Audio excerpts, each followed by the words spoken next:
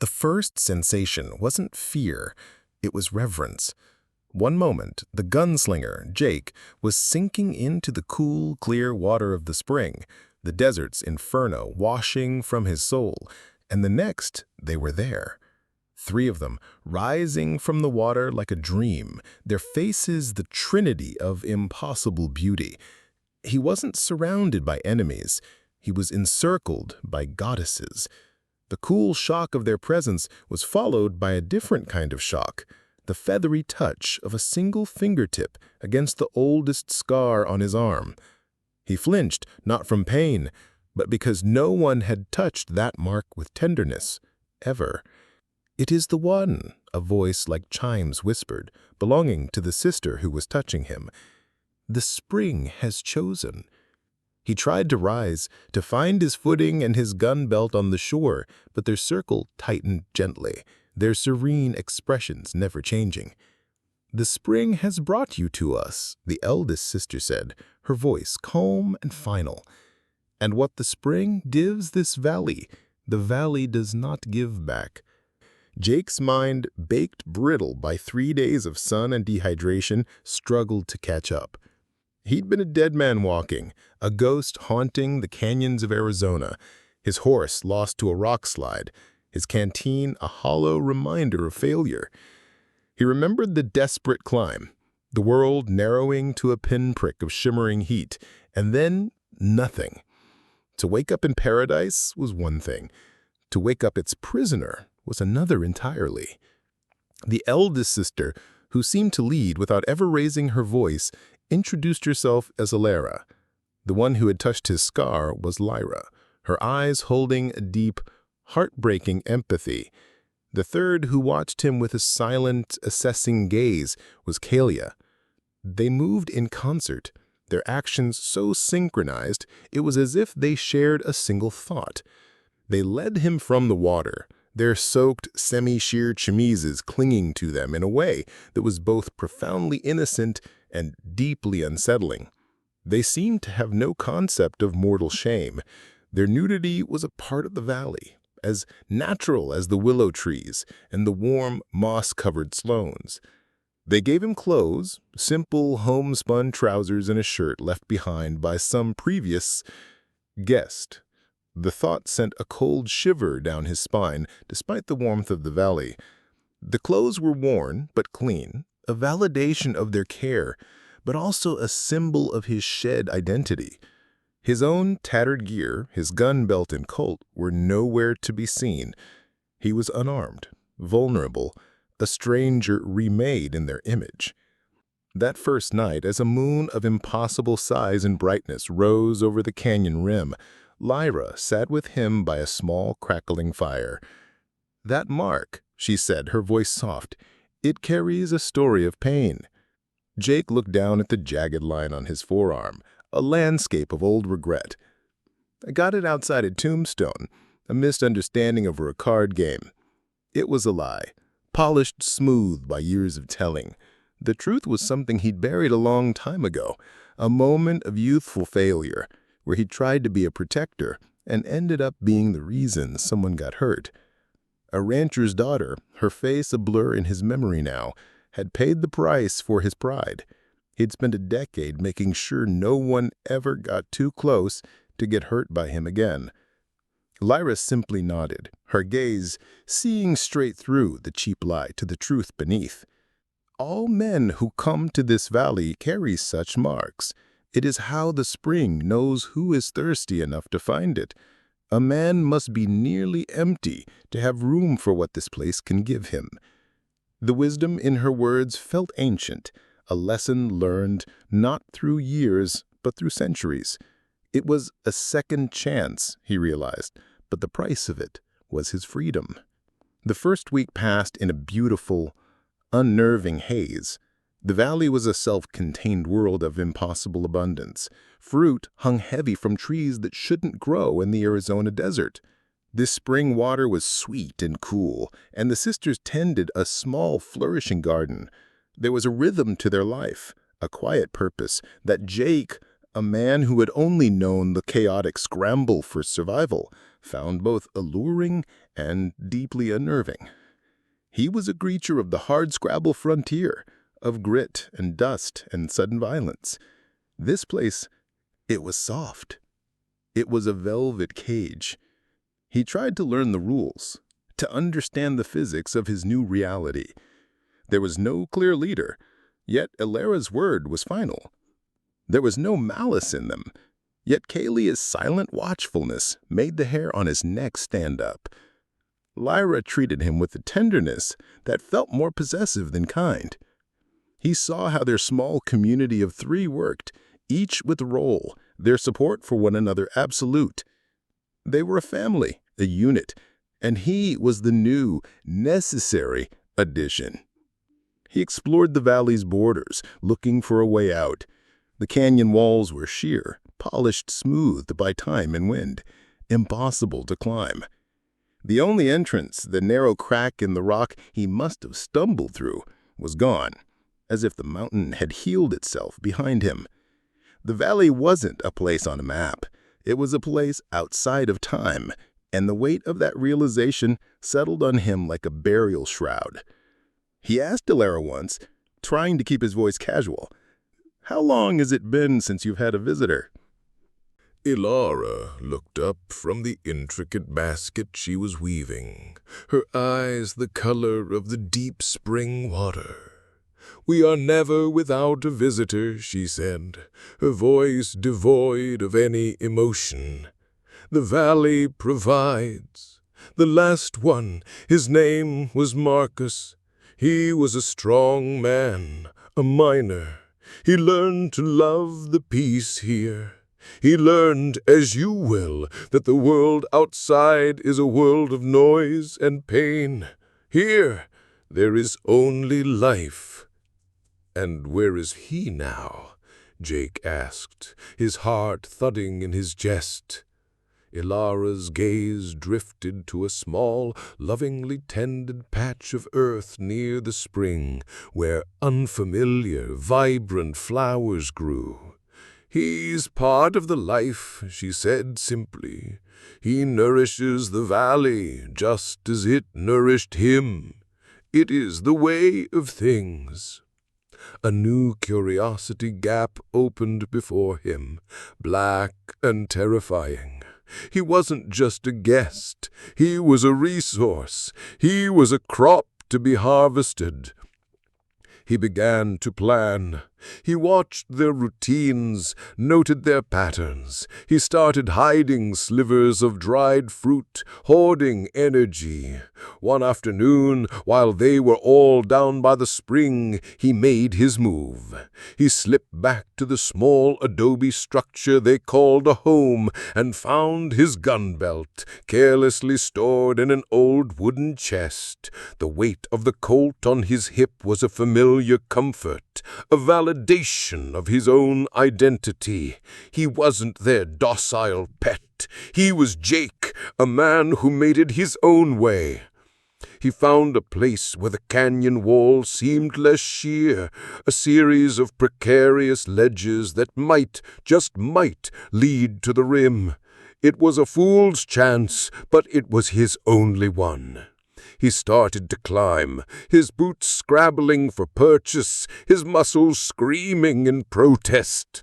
He climbed for an hour, the valley shrinking below him, the sisters like 3 small dolls by the water's edge. He was almost there, his fingers raw, his lungs burning. He pulled himself over the final ledge, tasting freedom. He stood on the canyon rim, the vast, unforgiving desert stretching out before him, and he had never been so happy to see it.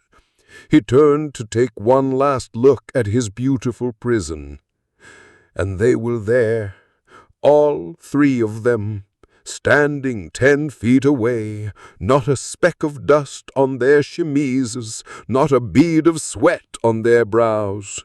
They didn't climb, they just arrived. Ilara smiled, and for the first time it held no warmth. "We told you, Jake, the valley does not give back." Then she raised her hand, and the world went black. Jake woke with a scent of lavender and the phantom ache of 100-foot fall in his bones. He wasn't at the canyon rim, shattered on the rocks below. He was back in the simple cot, the coarse wool blanket tucked neatly under his chin.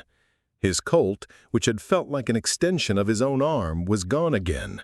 The only evidence of his desperate climb was the raw scrape of his palms and the hollow, bitter taste of failure in his mouth. He had misjudged them. They weren't just 3 women defending their home. They were something else entirely. They were the valley, and the valley was them. The escape hadn't earned him punishment, which would have been a language he understood. Instead, it earned him an unnerving increase in care. Lyra now brought him his meals herself, her touch lingering on his hand a moment too long. Kalia no longer watched him from a distance. She was simply always there, a silent shadow in his periphery, her presence a constant, suffocating reminder of his powerlessness. Elara began to speak to him of the valley's history, of the long line of visitors who had found their peace there. It was a gentle, relentless campaign of indoctrination, a slow tightening of the velvet bars of his cage. He was being broken, not with a whip, but with a soul-crushing kindness that was infinitely more terrifying. He had to find a new weapon. If muscle and grit couldn't win his freedom, then maybe knowledge could. He began to observe them not as captors, but as a puzzle. He noted the way sunlight seemed to make their skin almost glow, the way the plants in their garden grew with an unnatural speed, and the way they never ever seemed to get sick or injured. His chance came during a rare torrential downpour that turned the valley floor into a sea of mud, forcing the sisters to work together to divert the raging water away from their home. In the chaos, Jake slipped away not towards the canyon walls, but deeper into the adobe structure. At the back of the main room, behind a heavy woven tapestry depicting the valley itself, he'd always sensed a draft. He pulled it aside and found a rough-hewn wooden door, not locked, but sealed by time and stillness. He pried it open and stepped into a small, cool chamber carved from the rock itself. It was a tomb, a library of the lost. Stacked neatly on the stone shelves were the belongings of the men who had come before him. A worn leather-bound Bible, a set of miner's tools, a tarnished silver locket, and journals. A half-dozen of them, filled with the desperate, fading scrawls of doomed men. He grabbed the topmost one, its cover stamped with the name of Marcus Thorne, 1878. He lit a stolen candle and began to read. Marcus had been a prospector, a man of logic and earth, and his early entries documented the valley's strange properties with a scientist's curiosity. He wrote, "The water seems to have a restorative effect beyond simple hydration. A cut on my hand that should have festered was healed by morning. The sisters, they are a mystery. They claim this place has existed as long as the canyon, and I am inclined to believe them." Jake felt a flicker of kinship with the long-dead miner. Marcus, too, had tried to escape and had found himself standing before them on the rim, as if by magic. Then the entries took a darker turn. "It is a symbiosis," Marcus wrote, his handwriting growing frantic. "The spring's water gives them their impossible vitality, their long life, but it is not enough. The spring demands a spark, a fire it cannot create itself. A man's life force, his will, his spirit. It doesn't just take it, you must give it willingly. When your will to leave is finally broken, when you accept this place as your home, that is when you are consumed. You don't just die, you are unwritten. You become the soil, the water, the impossible bloom on the flower." Jake's blood ran cold. This wasn't just death, it was annihilation. He frantically flipped through another journal, this one older, belonging to a man named Silas, who had been a homesteader before the war. Silas wrote of his profound loneliness in the world outside, of a wife lost to fever. "Out there, the world is all iron and steam now. They are scarring the plains with their railroads, choking the sky with their smoke. A man's connection to the land is a thing of the past. Perhaps it is better to be a memory in a place of timeless beauty than a ghost in a world that has forgotten you. The words were a quiet trap, a siren song for a weary soul. It was a second chance, but a final one. Jake now understood the terrifying nature of the choice before him, to fight and preserve who he was, or to surrender and be erased. What happens when a man's will to survive is pitted against a place that offers a perfect, deadly peace?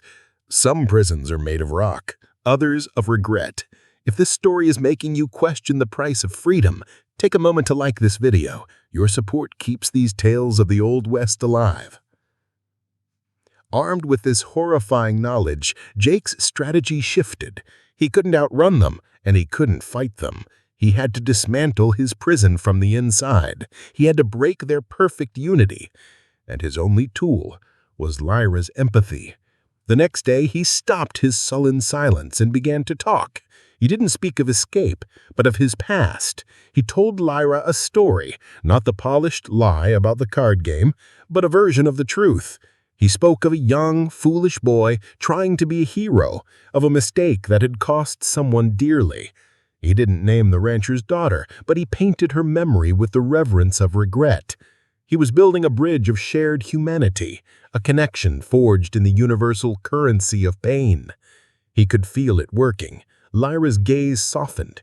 Her care was no longer just the tending of a resource, it held a flicker of genuine connection. She began to bring him small gifts, a uniquely shaped river stone, a particularly sweet piece of fruit. But as Lyra drew closer, the others pulled away. Kalia's silence became colder, heavier, and Alara watched him with a new, calculating suspicion. He was introducing a chaotic human emotion into their perfect, timeless system, and she knew it was a poison. The tension came to a head one evening, a week later. Jake was sitting with Lyra by the spring, watching the stars appear. He was telling her about his father, a man who had taught him that loyalty was the only thing a man truly owned. It was a story designed to resonate with her devotion to her sisters, a piece of Carnegie-esque validation. He saw the effect it had. Her eyes were shining with unshed tears. "He is a snake." Kalia's voice cut through the twilight stillness. She stood a few feet away, her body taut with a coiled rage Jake had never seen before. "You see connection, sister. I see a predator weaving a trap of words." "He is not like the others." Kalia stood up, her expression wounded. "He has a soul that regrets. The valley chose him for a reason." "The valley chose him for his strength," Kalia shot back, her voice a raw, urgent whisper. "To be our strength, not to fill the hollows of your heart with his lies." Alara appeared from the shadows, her presence instantly commanding the space. "That is enough, Kalia." But Kalia was not to be stopped. She turned on Jake, her eyes blazing with cold fire. "You think you are clever, Gunslinger, but you are just a man, and men are temporary. Your will is a flame. It can be nurtured or it can be snuffed out." Lyra stepped in between them, her hands raised. "No, you will not harm him." "He harms us," Kalia screamed, her control finally shattering. She shoved Lyra aside, sending her stumbling to the ground. In that moment, the perfect, serene unity of the sisters was broken. For the first time, Jake saw not a trinity of goddesses, but three women bound by a terrible ancient fear. And in their fear, he saw a crack in the walls of his prison. It wasn't a way out, not yet, but it was a beginning. The fragile peace lasted less than a day. The next evening, as a sliver of moon hung in the indigo sky, Jake found Alara standing by the patch of vibrant, unnatural flowers that grew where Marcus' thorn spirit had been consumed. She did not turn as he approached. "They are beautiful, are they not?" she said, her voice a quiet, sad melody. His soul was full of color, full of longing for the mountains. The valley remembers that.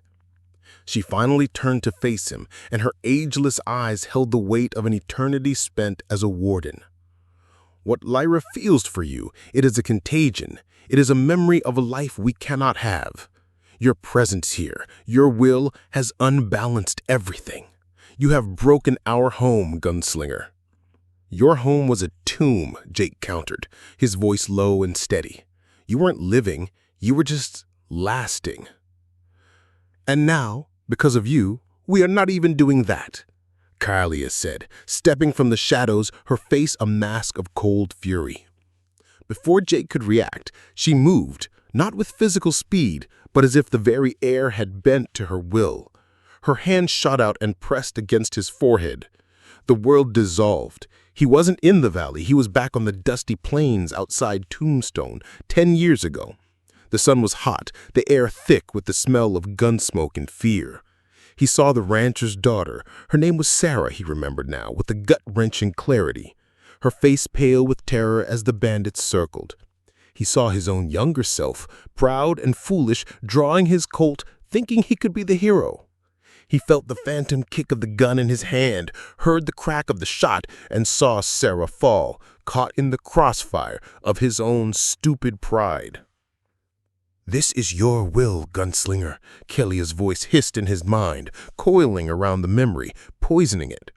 "This is the rot at your core, the reason you run, the reason you hide in silence. Surrender it. Give us this pain and find your peace. Become a flower. It is a better fate than you deserve." The memory threatened to consume him, to pull him under into an ocean of shame. But then another hand, warm and real, touched his arm. Lyra, she was standing beside him, not in the memory, but in the valley, her face a defiant blaze of light in the encroaching darkness of his past. "No," she cried, her voice ringing with a strength he'd never heard from her before. "His past is his own. It is not for you or this valley to devour." Her touch was an anchor. Her voice was a lifeline. He looked at the memory of Sarah, not with shame, but with a profound, aching sorrow. He accepted it. It was a part of him. "You're wrong, Kaelia," Jake breathed, the words a monumental effort. "It's not rot. It's a scar, and I earned it." He pushed back and the vision shattered. Kaelia stumbled away from him, her face a mask of shocked disbelief. The unity was broken. The system had failed. In the aftermath, a terrible, draining silence fell over the valley. The vibrant colors of the place seemed to dim slightly. A single leaf on a willow tree turned brown and fell to the ground. For the first time, time had touched paradise. Ilara looked at her sisters, then at Jake, and he saw a flicker of something he'd never seen in her before. Fear. Their immortality was fragile, and he had just smashed the engine that sustained it. He spent the next 2 days with Lyra, a silent, powerful bond forming between them. She had seen the worst of him, the memory he had run from his entire life, and she had not turned away. She had fought for him. In liberating him from his past, she had completed his liberation from himself. He was no longer just Jake, the lone gunslinger. He was the man Lyra had saved. His second chance wasn't a place, it was a person. On the third day, Ilara approached him. Her face was calm, but the new faint lines around her eyes betrayed the truth. "The valley is dying," she stated, her voice cold and factual. "Without a willing spirit to sustain it, the spring's life force fades. Lyra's connection to you has weakened her. She is aging more quickly than us. Soon, the valley will take her to pay your debt."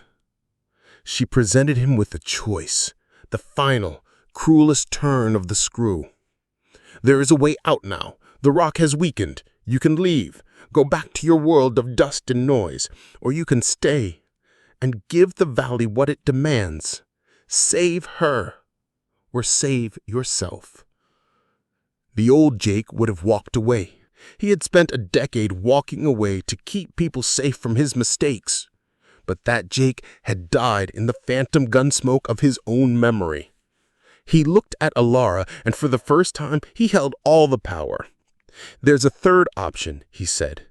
He walked to the chamber of journals and returned with the one written by Marcus Thorne. He opened it to the last frantic entry.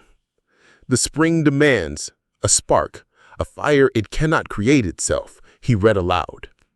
"It doesn't say it has to burn the whole damn forest down." He walked to the edge of the spring, Lyra a step behind him, her hand finding his.